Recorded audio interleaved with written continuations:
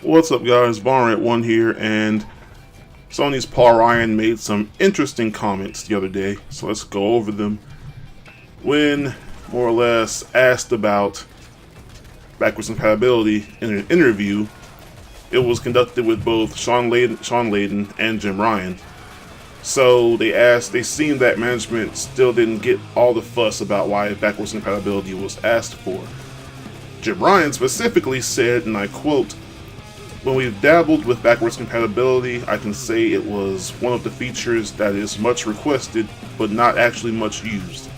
That, and I was at a Gran Turismo event recently where they had PS1, PS2, PS3, and PS4 games, and the PS1 and PS2 games, they looked ancient. Like, why would anybody play this?"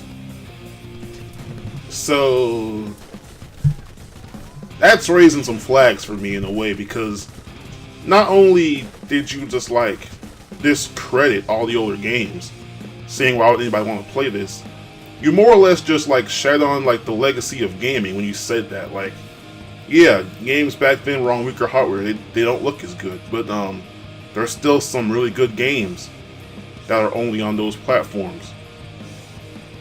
Plus, they have PS Now, which they plan to eventually bring PS2 and PS3 games to, maybe even PS1.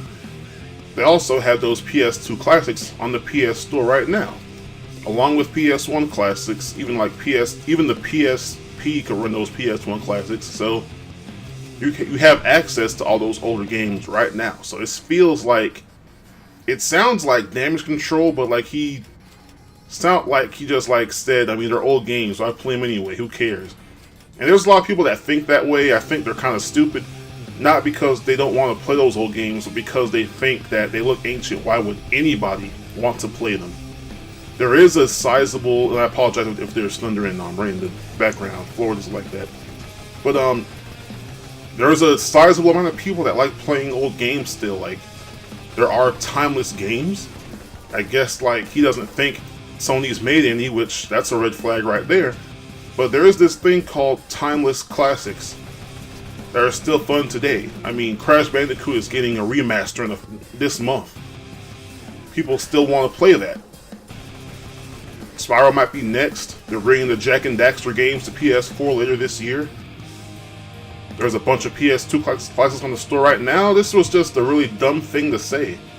And again, kind of just like shitting on like the legacy of gaming, because a lot of good games are in the past. People have said this gen is like not even that good compared to other gens, and I partially agree. I've still had fun this gen with a lot of games, but yeah, like PS2 era was amazing, PS1 era amazing, PS3 era was great. This era, it's good. Not as good as the other ones, but good. And there's a lot of games last gen that still hold up. There's even PS2 games that still hold up. The Spyro games on PS1 still hold up. So this was just a very dumb thing to say. Why would anybody want to play this? Because they're good games. Now, Gran Turismo I can understand, because racing games, like, the only good thing about those games were the graphics. So like, if those don't look amazing, yeah, you're like, why am I even playing this? But that's because Gran Turismo is not an inventive series. It's more or less a simulator racing game, which those are just boring even now. Those will always be boring because you can just go outside and drive a car. So poor choice of game to judge that whole statement based off of. But yeah, that's all I got to say about this. What do you guys think about this? I think it was the dumbest thing he could have possibly said. It makes no sense to think that when like you work for a company that's made its legacy off of those older games. So by his logic, the Uncharted games, why would anybody want to play that? Most of the Ratchet and Clank games, why would anybody want to play that? All of the God of War games, why would anybody want to play that? And pretty much every series so far that has not come to PS4, why would anybody want to play that? Just a very dumb thing to say. So, I don't know. I don't think they'll retract or anything. It wasn't something like that needs to be apologized for. It's his opinion.